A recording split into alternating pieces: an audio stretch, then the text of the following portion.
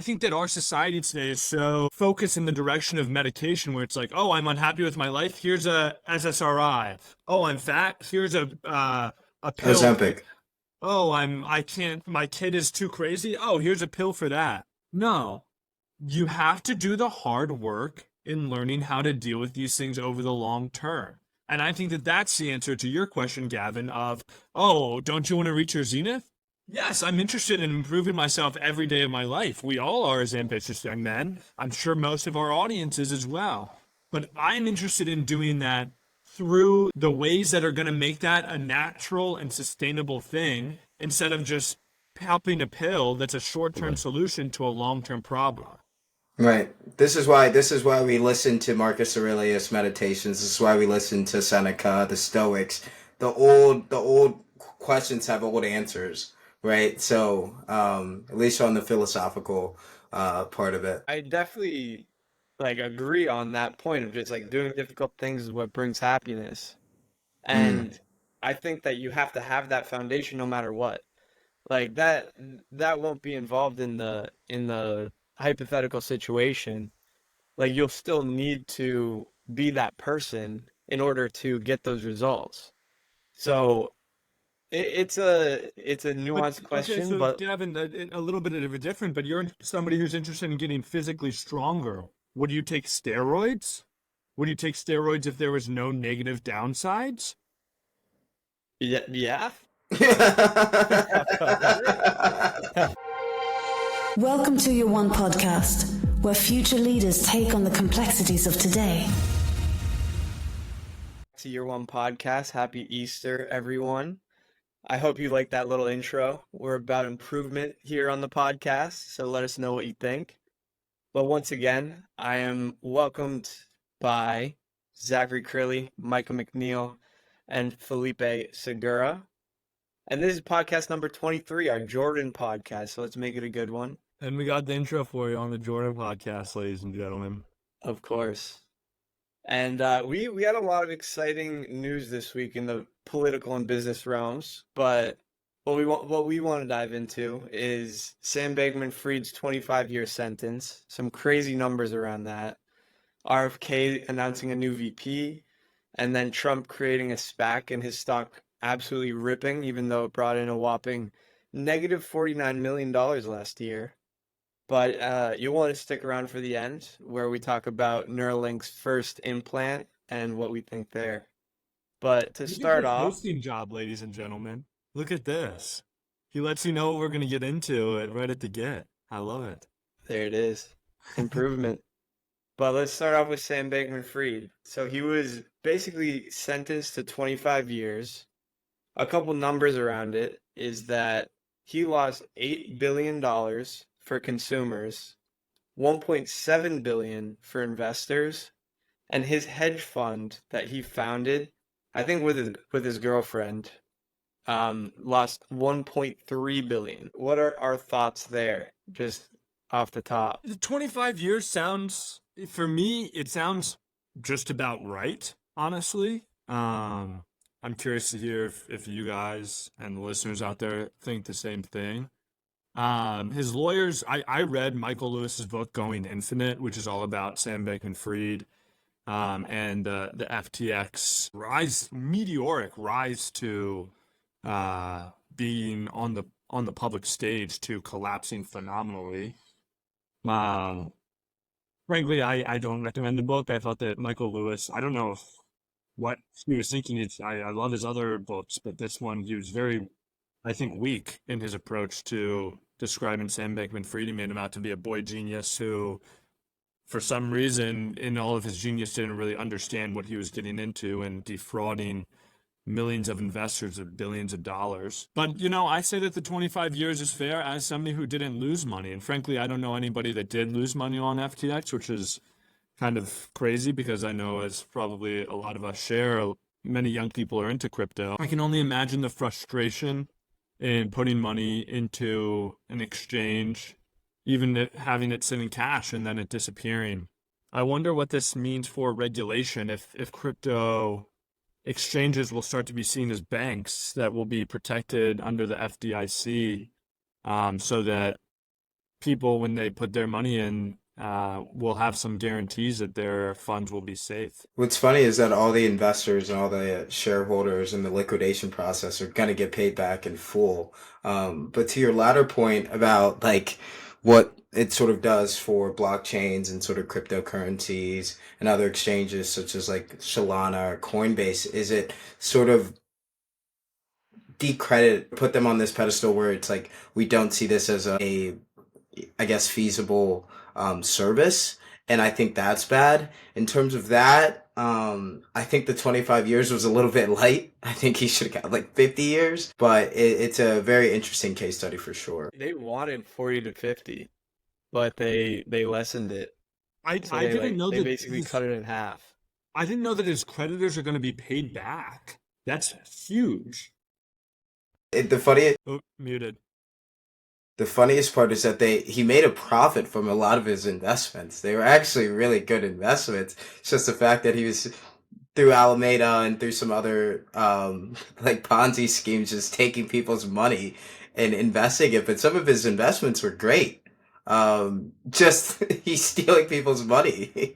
I mean, he is a textbook case of a quick rise to power in our kind of weird postmodern modern monetary theory age, right? Like he was able to create billions of dollars. And I really wish that somebody will write a good book about him because it's an incredibly interesting story in the financial intricacies of how he created this hedge fund and then shifted it. And it was his girlfriend running the hedge fund, and they were into some like weird sexual things. And there's a lot of intrigue to the story, not to mention that he was the second largest Democratic political donor in the last election cycle. What are the implications of that? I mean, that affects all of us. Yeah, he had this God complex for sure. I think this is just someone who understood how to like manipulate kind of like people on momentum. He understood that there was this kind of an idea of a Gen Z person coming up, has 10 different screens, one's playing video games, he's on stream all the time.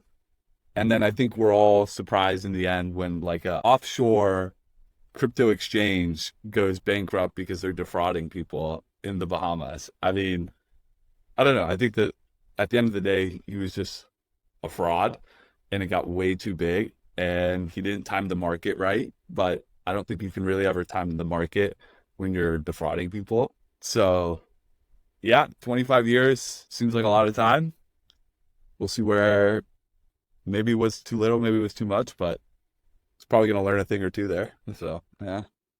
Yeah, I feel like it's a testament to, I don't know if this is human nature or just what tends to happen to these people, but we just put these people on pedestals, call them geniuses, and then they have this way of talking, like Sam Bankman-Fried was talking about, earn to give, like I want to give back, all of these kind of BS things, and wrapped it up in ethical business practice, and then everybody just dumped money on him because he's like a 29-year-old MIT grad, and we all just praised him. So it's an interesting thing because like if you took him at face value, we didn't know him for like 6 months before, we had no clue who he was, but then he just rose out of nowhere. What's your thoughts on that? Like, does society tend to just put people on pedestals and then without any judgment? Well, I think there's a certain level of it that's natural to human nature, and that is the theory that somebody else has done the due diligence, so I don't have to, right? And you see this across business, politics, social life.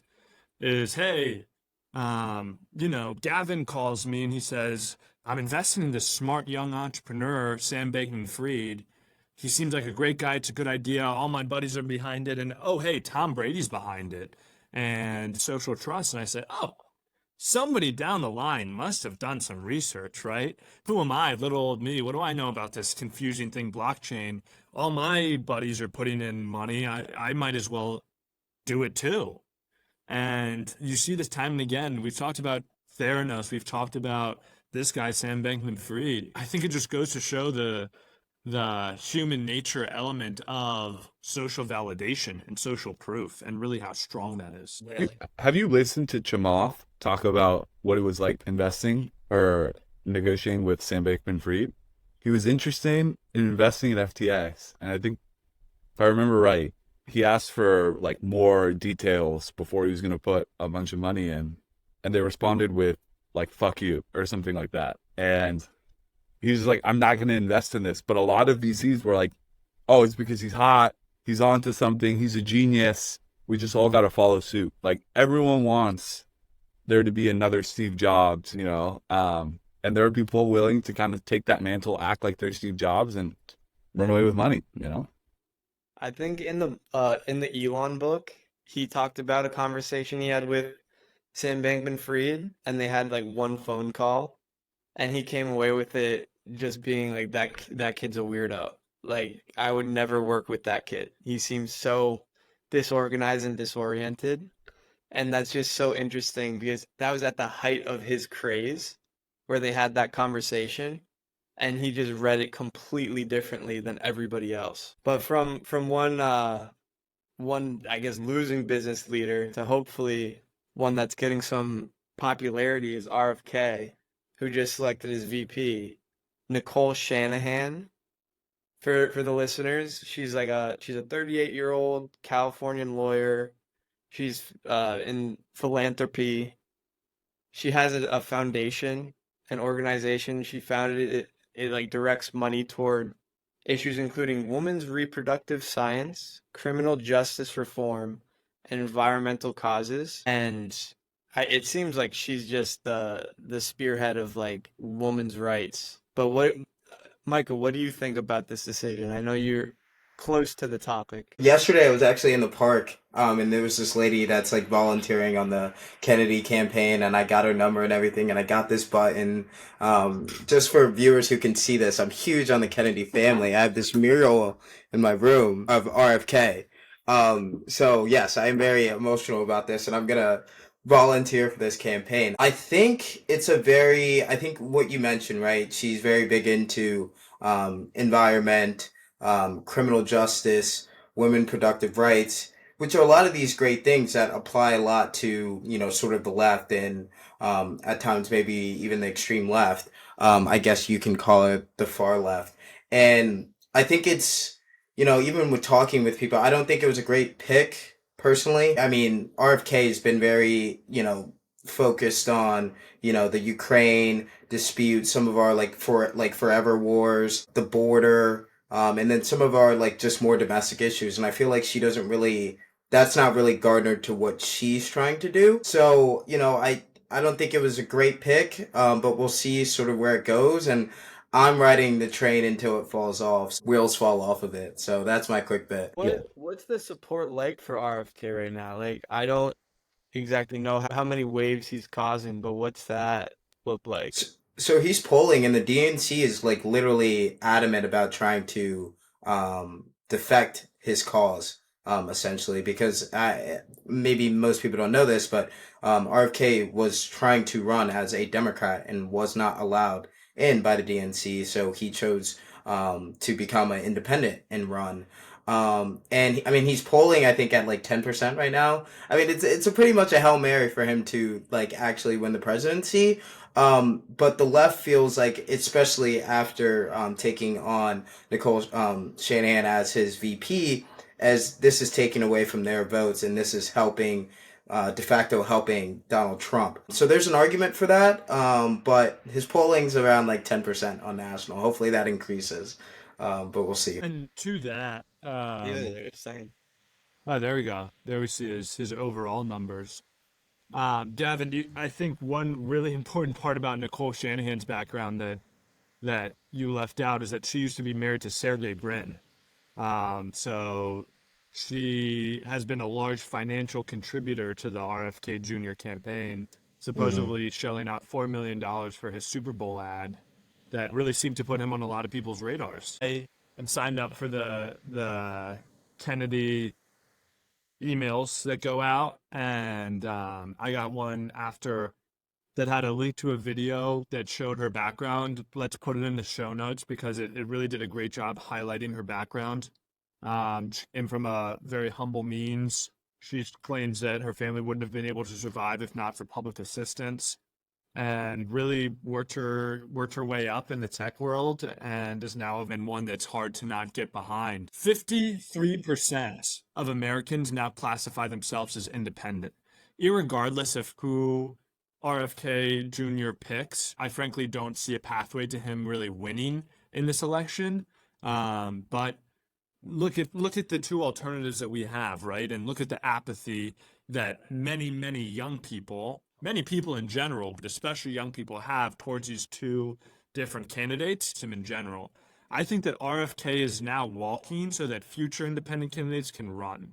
And I think that this is really a bellwether changing point for the duopoly that is the Republican Party and the Democratic Party. And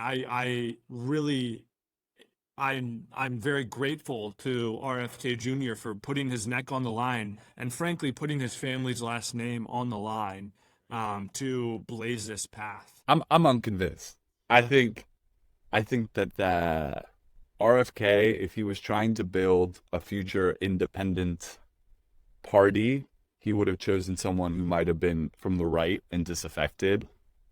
Like, I would think of maybe like a Chris Christie, but I think he kind of classifies in the neocon category or something. I don't know. It seems more to me that RFK is more of like performing a Ross Perot, George Bush Sr. situation where he detracts a bunch of voters from the incumbent president, from Joe Biden, because his VP pick, I think, speaks way more to people who are Democrats who are disaffected with Joe Biden or the current state of the Democratic Party than Republicans. So I don't know. I think that's what it seems to me. I think if he wanted to make the party, like, make this a future thing, I think he would have gone for someone on the right, because RFK Jr. already kind of appeals to more center left people, in my opinion. Yeah, well, he does, because you read, but I think if you just looked at it from, I think he's been denounced and almost ostracized from the left. So this play was sort of like trying to appeal heavily to the left. In a perfect world, it would have been like, okay, this is a Democratic individual who has more left-leaning views. But I think this is a different environment where it's like he's almost been alienated from the left. In terms of the point that you brought up, Zach, I find that, I think because after this, I think that action needs to be now. Because I think after this election cycle, I don't think we're going to vote for late 70, 80-year-old nominees again. So to Felipe's point that he started with, it seems like Rose Perot, I think that was who you mentioned. Ross Perot. Ross Perot, whatever his name is, who ran as an independency during, what was that? Was that 92, which helped Clinton win in 92. Yeah, we are fed up, but I think it's just going to go back to sort of us just picking the better of two evils, which fucking sucks.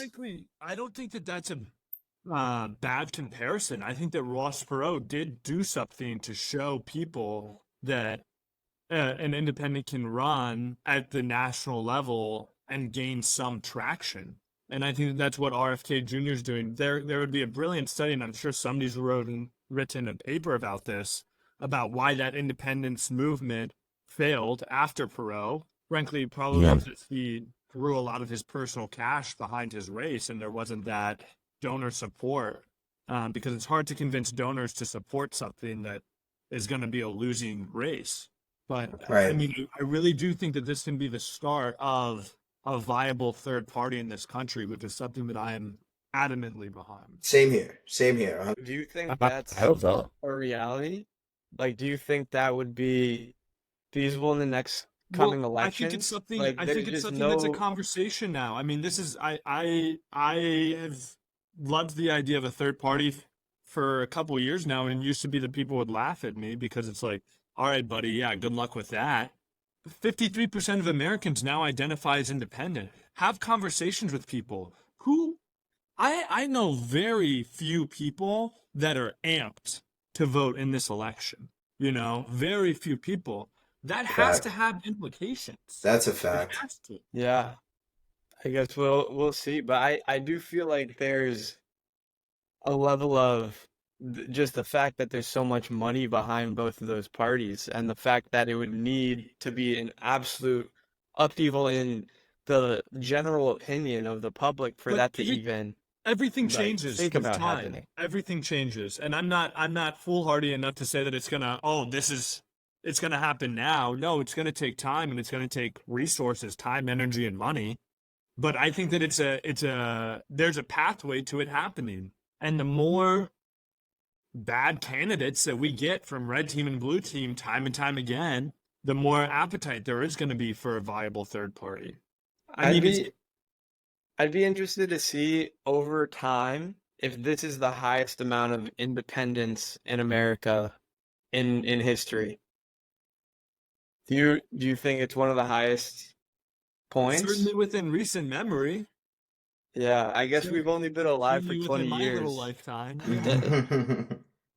Well, we've got six, so that's about 250. But For we'll the get 5 that years that data I've been for able you. to vote, We'll get the data for the listeners. But speaking about the election, the big man, Trump, just created a SPAC. And a couple notes here is that the Trump Media is what it's now called, his public company. It debuted with a stock price of $50, giving it a $6.8 billion valuation. Mind you, Trump Media lost $49 million in the first 9 months of last year and brought in a whopping $3.4 million in revenue, had to pay $37.7 million in interest expenses, so basically lost it's accrued to $49 million. Trump owns 60% of the company, and SimilarWeb, a research company, estimates that Truth Social has about 5 million users compared to 2 billion on TikTok and 3 billion on Facebook. So basically, that 5 million of users, that's the company. Like Truth Social is what the company, I guess, stands for. But what do you guys think about this? Like, does this kind of skew your perspective on how financial manipulation can occur? Like, how is this valued at 6.8 billion? Called this from the beginning. I said this is the year of Donald Trump.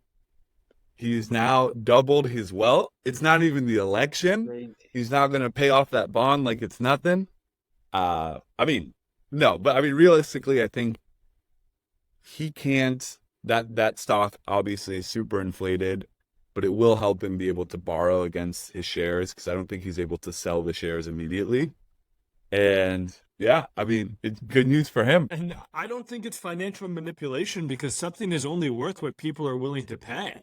And the price is so high and the valuation is so high because people are willing to pay it. I would be very interested to see of those 5 million Truth Social users, what percentage are also shareholders.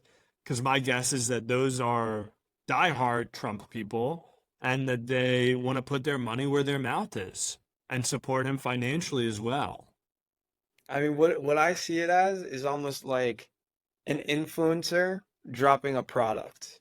Like an influencer who has amassed it's the biggest influencer drop ever. Like this public company is now Trump's product that his followers and users can dump money into and put their money where they enjoy listening to and enjoy watching.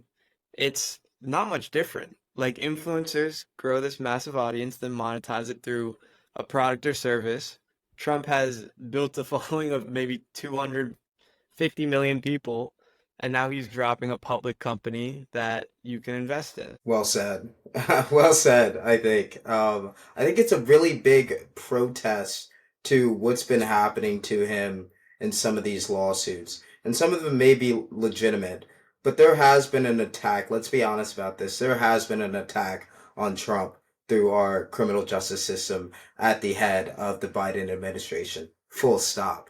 So I think a lot of individuals and shareholders and retail investors are seeing this and we're like, let's invest into this brand. The point that you were making, Gavin, this person who's great at storytelling, this person who like we fundamentally believe in, and we're gonna run with him to the gates. So I really think that that's a big proponent of it.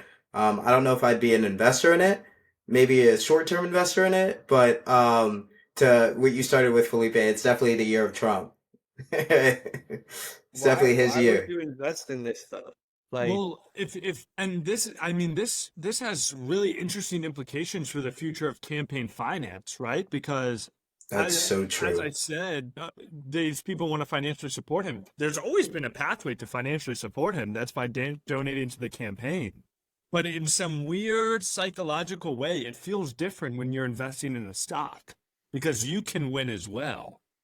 So I wonder if this is going to be more common in the future of politicians seeing, this is an interesting way to get my hands on some cash that I can use either personally or for political advancement. Oh, that's a great point, but do you think like any other, well, I can, this is just a fact, maybe Obama, but I don't know anyone who's just like has a profile that's also like not attached to them as a politician. Huh. Like Trump's literally like so famous. But I mean, it's a good point. It's definitely, I mean, Obama certainly. I think that Obama could have yeah, raised a lot of money through this. Maybe Nancy Pelosi. I mean, yeah. now he's a great stock trader. Who Oh knows? my God. That's another fucking issue we got to get into too, dude. Like the Warren, Elizabeth Warren's worth like $90 million. I Is she can't, we really? gotta, dude, we gotta, yes. And then Nancy's That's like so worth like crazy. 170. It's insane. These people get paid $200,000 a year. I can't wait to talk about that issue. But that's for a later time. bro, God damn. if Vivek Ramaswamy, if you're watching this, keep on posting those short clips to YouTube, dude. You can blow up. But yeah, that is super interesting, like the campaign financing. But let's bring it to our last topic, which is Neuralink. And basically what happened is Neuralink put their first chip into somebody's brain, and that person was a quadriplegic, so he couldn't move arms or legs, and he was able to move the mouse on a computer and like play a game, type messages, things like that. My first question is, we'll go around, but would you ever get an implant for the Neuralink? Depending on, we'll set a circumstance. If that Neuralink provided you with like ChatGPT level knowledge, would you get it? No. Like, No, no, no, not a never. chance. Not a chance. Not a chance. Not a chance. At least, but this is me speaking now, right? Like, at least if I had like one of these chronic diseases or paralysis or whatever Neuralink is literally trying to apply to, then like maybe I have nothing to lose. But me now, no. Because then you would just have like everyone's like a NPC, right? Like if it had that ability, right? Like everyone, there's no alpha anymore. Like, what are you gonna teach someone that they don't already know? Like, I don't know. Well, no, I mean it depends. If it came out, I wouldn't be the first to jump on it. But then there would be people who would be like, yes, absolutely, I'm going to do it. And if all those people ended up becoming Fortune 500 CEOs and founding the greatest companies on earth, then everyone in society is going to have to get the implant. So What I would that be would worth probably end up though? doing it. What would that What? be worth? Oh, Think you about it. What would would. that be worth? If you I could buy would, that, what would that be worth? $1 billion? what? The implant. Yeah, I mean, if you could take this and become a Fortune 500 CEO, then like, Well, what do you if it think the came price of out that that? not everyone, like the bums that still say bums, but like certain people, you're like, whoa, like all of the new unicorn founders are wearing this thing. Everyone in society is going to jump on it. So I think that would be the answer. But I think, I mean, what I'm getting from you, Micah, is it to know as it comes out, I would not immediately do it. No. No, I guess, all right, we got to separate from the circumstances to what it actually is. And for what it actually is, I have no use for it now. It would do nothing for my ability now. But for someone who has a chronic disease or has paralysis or the things that it's trying to apply to, it makes sense to try to use it from a clinical and a health basis. Just me personally, I don't need it. So that's why I'm saying no. Well, No. I mean, even if it unlocked all the worlds and the world could become mine, No. I am so grateful for the amazing body and mind and spirit that I've been given, and I would not manipulate with that with a man-made technology. Quick question, Zach. Given the sort of the day, is there a religious undertone to that answer? Yes. Frankly, there Okay. is a religious and spiritual answer. Would there be any application? What if it made you more in tune with your spirituality, health, and overall But that's humanness? assuming that a human can create something that's greater than the creation of the creator himself, of the universe itself, of God himself. And I struggle to believe that that's possible. I think that there might be the illusion that that's possible. And I really do see, I think that it's going to become really tough, tricky times here, gentlemen. I think that there's going to be a lot of social pressure to get these superpowers, frankly, that is going to make the world a lot easier place to live in. That's going to make it, yeah, maybe all the people that do get this are the richest ones, and maybe the ones that don't are driven into caves. But I'd rather be 100% human in a cave than a robot in a in a penthouse in New York. Yeah, Wait, let me Yeah. let me interject here. Okay, yes, I gotta just find myself here. Okay, I wouldn't do it if it was just pure pressure and you put this thing on and you become a robot, you lose your emotions, and every like bodily need, you just like flip a switch and everything's like solved or whatever. Like dopamine flows into your brain, whatever. Oh, I'm feeling lonely. Love comes into like whatever those chemical Neurons or whatever. reactions. Yeah, just like enter. Not do that. I agree with you, Zach. But I think there's also this issue that's fundamental to the question, which is we don't know what it's going to be like. We just assume the full maxim of it as this general AI that's like its own human being that like takes over our own mind and essentially makes us robots. We don't know what the extent of Neuralink actually is, so it's really difficult to say. But yeah, I mean, I think in the end, and it's a big if, I don't know if it's possible, if it does make you smarter and you can like have this weird telepathic communication system with other people through like text messaging just from your brain. I don't know. We don't know if we'll do it, but it is an interesting question. Yeah. I think we It got might way not be too worth ahead of, it.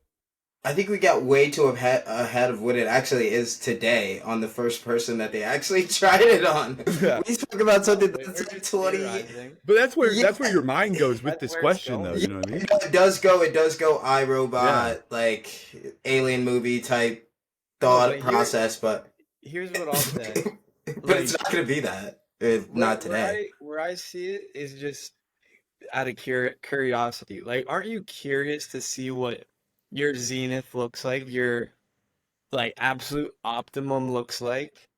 No, What if actually, I'm not. what if it just you could do everything efficiently? You're still all human. You still have human thoughts, but you just are absolutely healthy, absolutely physically fit.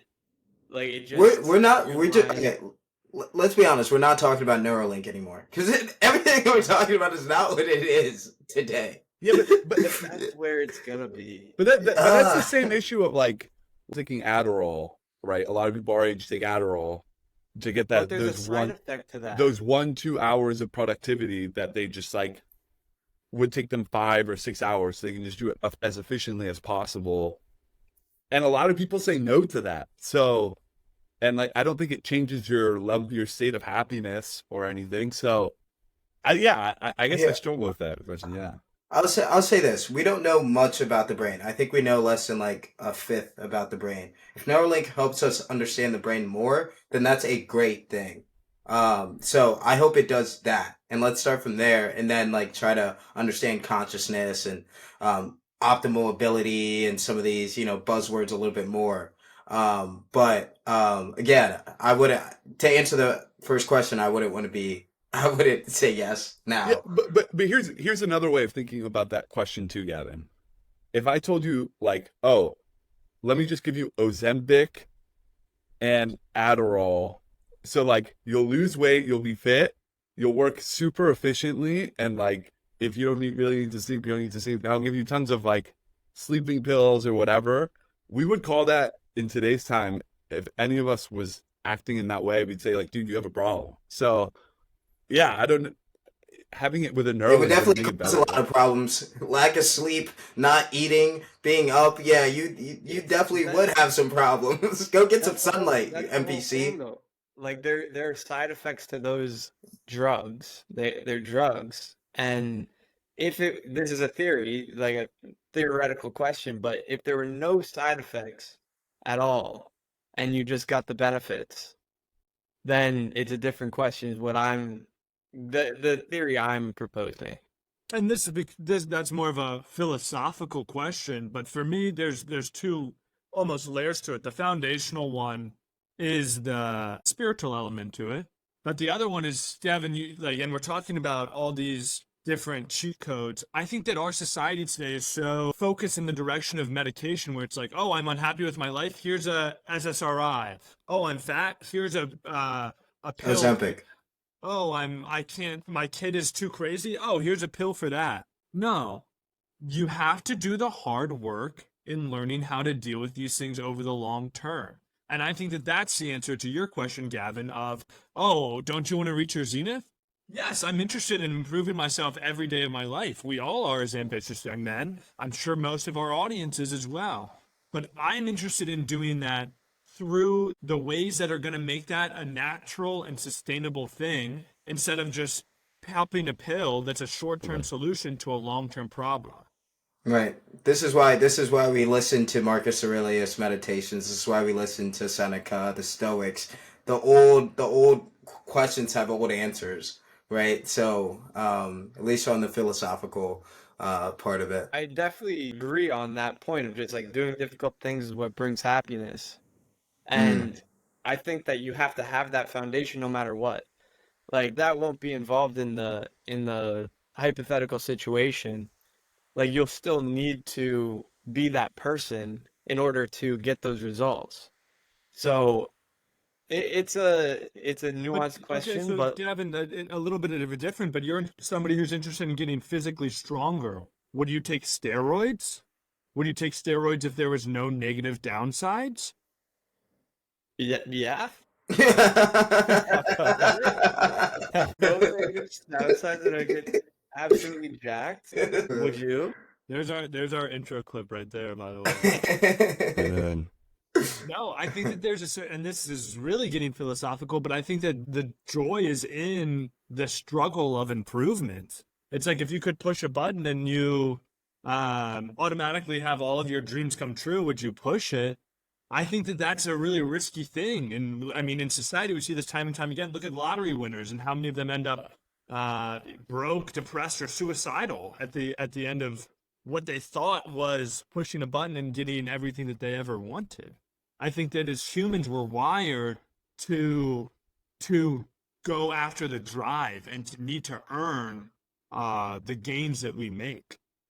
Yeah. Yeah. There's definitely a lot of duality for sure. I won't get too philosophical, but I do think we're living in an age, and I think Kierkegaard talked about this, was we're getting to an age, and he called this like 100, 200 years ago, where people are going to want to find hard things to do and not just easy things. I think life is as easy as it's ever been. Yeah, I mean, we want harder things now. People are searching for it, so yeah. Yeah, I don't want an easy life by any means. I want an optimal life, and that is where I'm coming from. But there's a lot of people that I completely agree. Like they want that short fix, they want that just easy action they can do every day, and that makes them have the 6-second abs or the quick money, get rich quick scheme.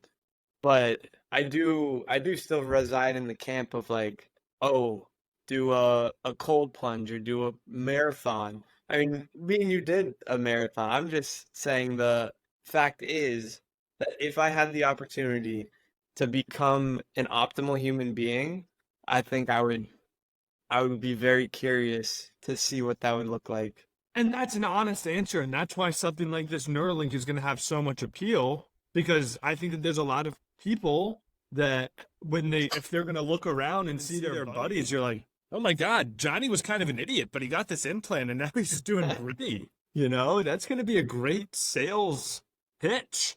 And I think it's going to take incredibly strong will for people to say, hey, Johnny might be doing great, but it's not for me. Okay, well, we'll see what the listeners think, but we have a couple topics that we can bring over to the next pod.